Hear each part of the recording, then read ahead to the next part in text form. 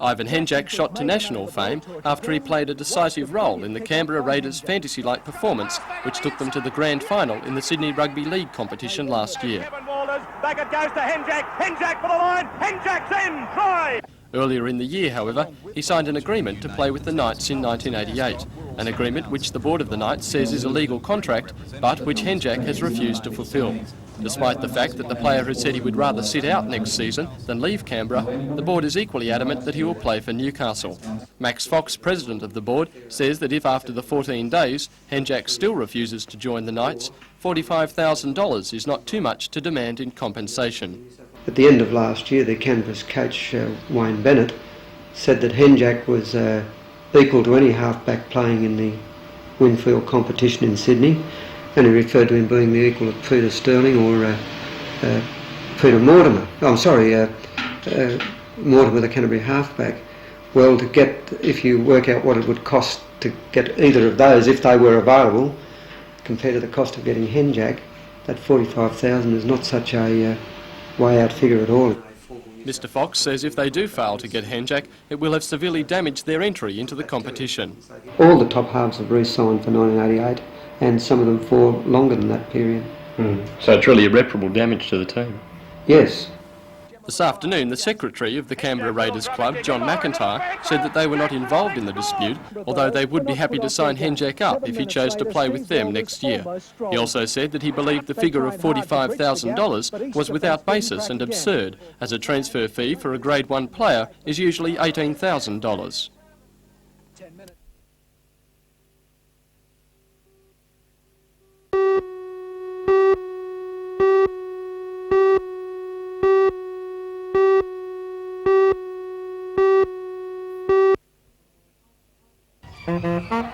For those aged under 5, Blackbutt Reserve was definitely the place to be today.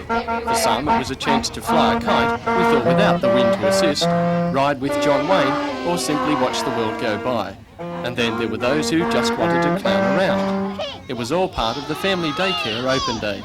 Family Daycare is a federally assisted program which provides care for children aged under 5 in the home.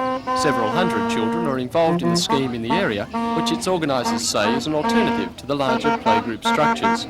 Today, the Newcastle and Lake Macquarie organisations got together to give the adults and the children involved a chance to meet each other. Can you all make little arms like that?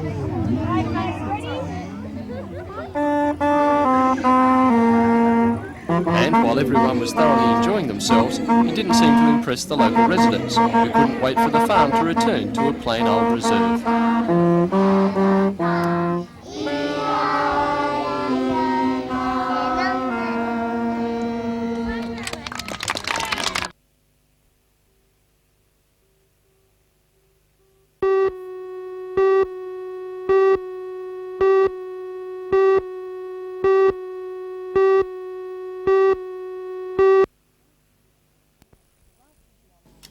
The rights of the unborn child sparks intense controversy, and in Newcastle the issue has flared with plans for a new genetic unit. The Mater Hospital, a strong Catholic institution, is at the heart of the debate.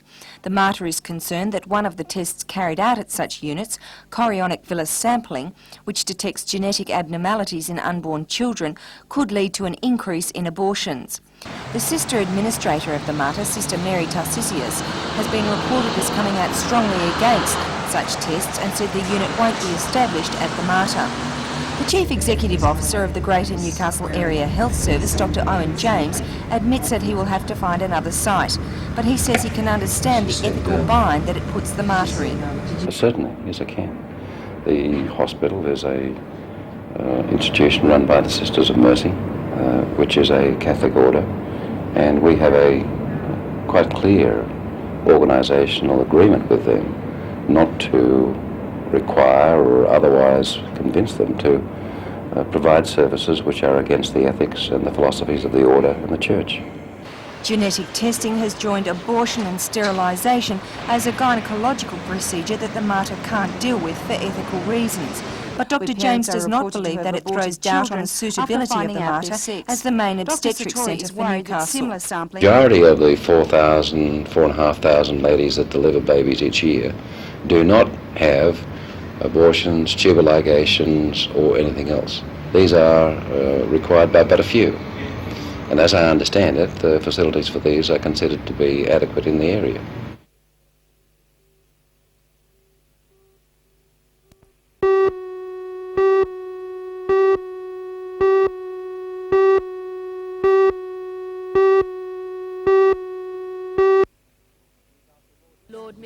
Newcastle Lord Mayor John McNaughton, a member of the steering committee behind the proposal, announced a consultant had been chosen for a $65,000 study into recreational boating on the harbour. The Sydney firm of Patterson and Britton has been assigned the task of studying two possible sites for the development of a marina and associated facilities. One is the Throsby Creek area from the floating dock to the Hannell Street Bridge. The Lord Mayor also said the possibility of replacing the Hannell Street wool sheds with a commercial and tourist development of a nautical flavour would also be examined. The second suggested site is the southern foreshore area at the eastern end of the Stockton Bridge. The two sites were chosen as they are large enough for significant development without interfering with the harbour's commercial interests. The Lord Mayor said the consultants will be examining the needs of recreational boats, including ocean-going yachts, as well as commercial fishing and game boats.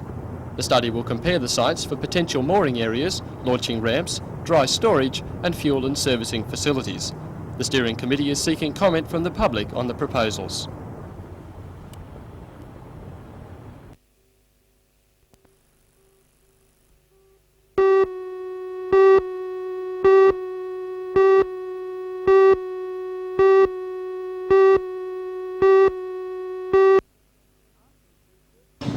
Art enthusiasts will get their first look at the Collector's Choice exhibition at 7 o'clock. For now, they continue to wait outside the gallery. To make the waiting easier, they're holding a silver party on the pavement to celebrate 25 years of Collector's Choice exhibitions. The art lovers won't give their surnames because many come to the exhibition each year and they're afraid thieves will know their homes are unattended. Sydney-sider Liz has been waiting for the doors to open for 8 days. I asked her why it was so important. I wanted to be number one, first in line. And what does that mean? That means I have the choice of anything in the gallery being number one. Is there anything in particular you're hoping to find in there? You haven't at this stage got any idea what is in the exhibition. No, we don't find out until 7 o'clock tonight what's actually in there, but with a bit of luck, a lot of luck, there should be a nice Lloyd wreath. Liz won't be disappointed. This piece, Morning Light at Corinna, is waiting inside. The cost, a mere $220. No painting in the exhibition is over that price. Featured artists include Pro Hart, Arthur Boyd and Ray Crook.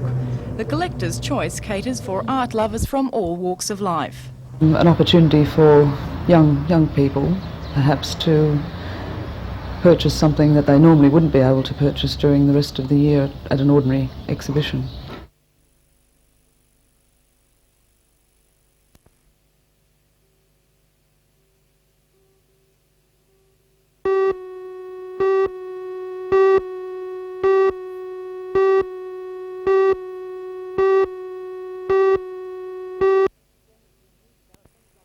There have been new developments on State Rail Authority plans to demolish one of the remaining 2 railway gatekeepers' cottages on the Northern Line at Scone.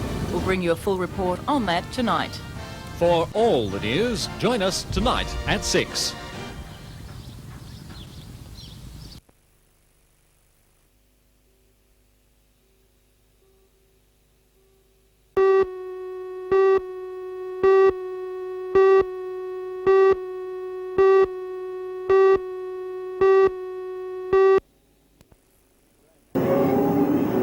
Grand Nationals are running as part of the special Halloween Spectacular, which will feature solos, street rods, hot rods and stock cars, as well as a fireworks spectacular.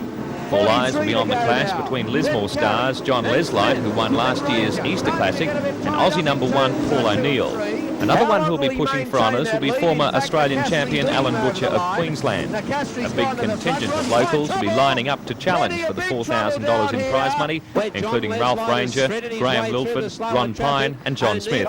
Returning in a brand new car will be Ken Laws of Sydney, who made a spectacular exit from the Motordrome at his last outing. What a bingle. That's one of the heaviest ones we've seen for a long time here at...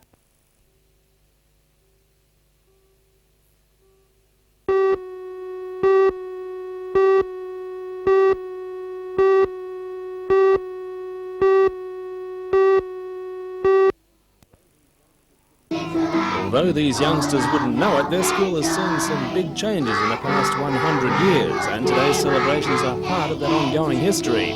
Those first students back in 1887 wouldn't recognise today's school. It was almost totally rebuilt 10 years ago. But the education system itself has probably changed more.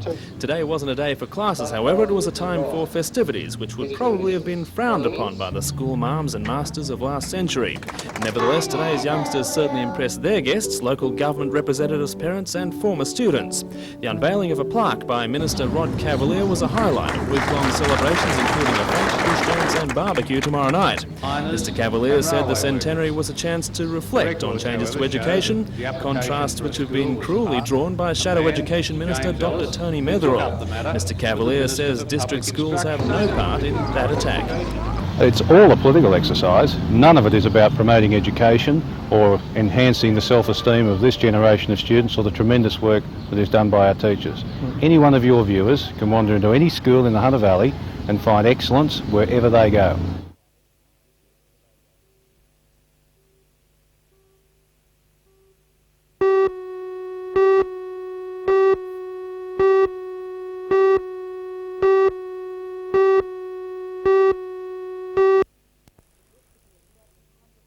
The yet-to-be-established Hunter Region Multicultural Village will receive $480,000 in 1988-89 to convert 16 general-purpose nursing home beds to beds specifically for members of the ethnic community.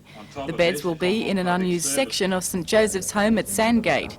A year later, the village will receive a further grant of more than $1,739,000 to provide an extra 40 hostel places and employ 2 staff. Member for Newcastle, Alan Morris, says the grant is much needed. We've long had a serious problem with finding aged accommodation for people who were born overseas. Those people very often require special support in languages as they get older, and often special support in certain kinds of foods. And also, of course, people they can talk to who are also multilingual. We are well behind in providing aged accommodation for people who weren't born in Australia. Meanwhile, a study will be undertaken to determine the needs of Newcastle's ageing population. The project will be undertaken by the Newcastle City Council to identify the need to provide aged services and how they can be provided. So I don't think that it's too...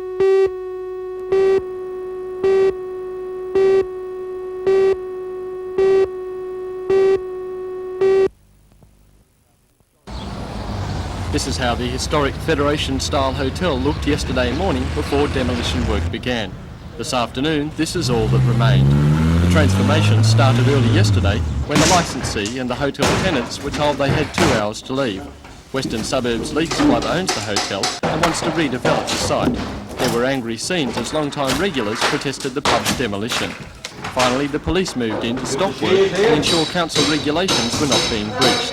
The council's Director of Health and Building Services, Harold Stewart, inspected the site before handing down a compromise decision. Well, we're not going to do anything external to stop us from the internal demolition, provided it's maintained in a safe manner.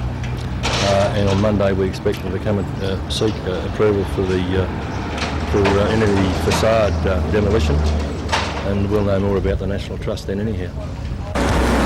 However, according to the manager of the demolition company, Kevin Kears, some of the exterior had to be sacrificed. Mr Kears said once the interior load-bearing walls were removed, the roof would collapse, and so the tiles had to come off.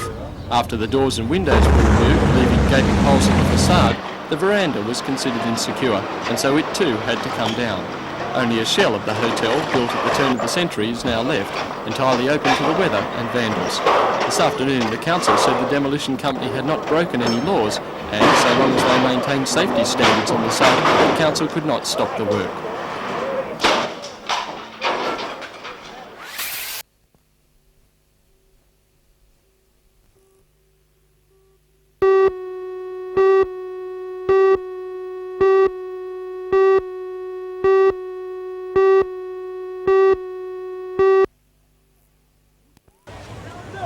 This year's water polo season began with a splash at the Spies Point pool. The teams to break the ice were Cardiff versus Central, and both were fitter than ever. there has been a dramatic increase in the number of women who have decided to join the sport, and organisers believe part of this might be due to the publicity that the Australian women's team got last year when it won the World Championships. Teams from 9 clubs will be battling it out this season in a variety of categories, including the under-17s and under-19s, the men's A, B and C, and the women's A and B divisions.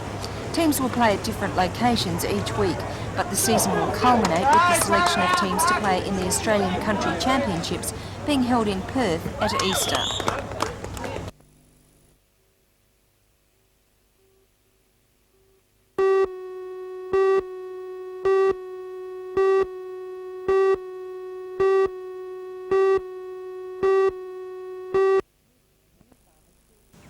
Many farmers still think of herb growing as something alternative, a bit airy-fairy and certainly not the pursuit of proper farmers. But according to Dennis Stewart of Southern Cross Herbals, they are closing their eyes to a lucrative overseas market. He says since the Chernobyl nuclear disaster, the demand for Australian herbs has increased dramatically, with fears that European herbs may be contaminated.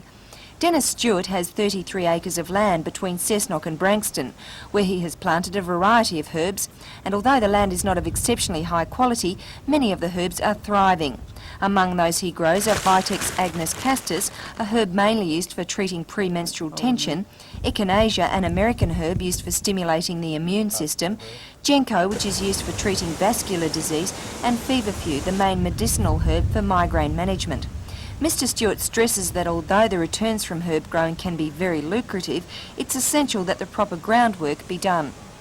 If you select the right medicinal, that is the one that is in demand throughout the world, herbs for instance like Echinacea, herbs like Ginkgo biloba, herbs like golden seal, if you select those and put them in even in small acreage, there is a significant return for the amount of work that's involved, say, in cultivating 5 acres of Echinacea.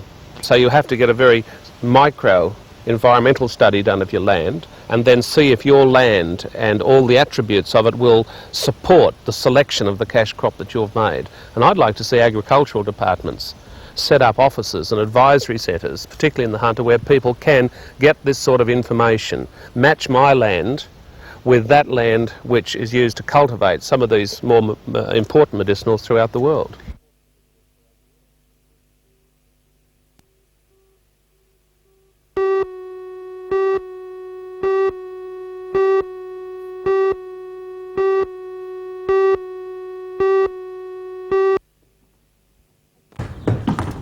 As far as the management of Western Suburbs Leagues Club is concerned, the issues surrounding the demolition of the local hotel is an old one.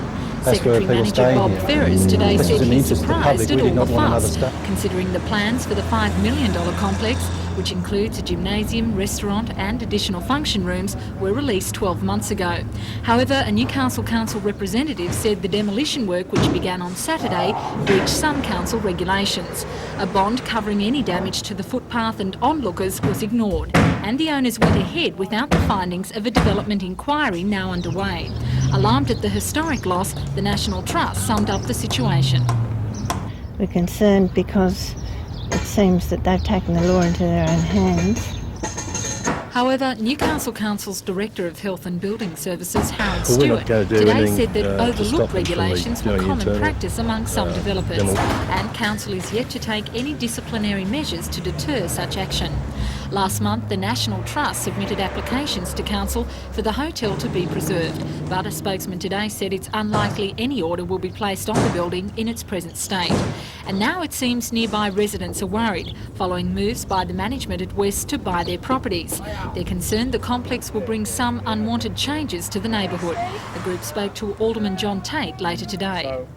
They're concerned about parking and the difficulties that creates in relation to access to their properties, the general amenity and the traffic conditions that an expanded club would create for them. According to a spokesman from West, construction of the development will be well underway by the end of the year, with the completion date set for sometime next year. A special feature yet to be disclosed is one section centred around the bicentennial celebrations.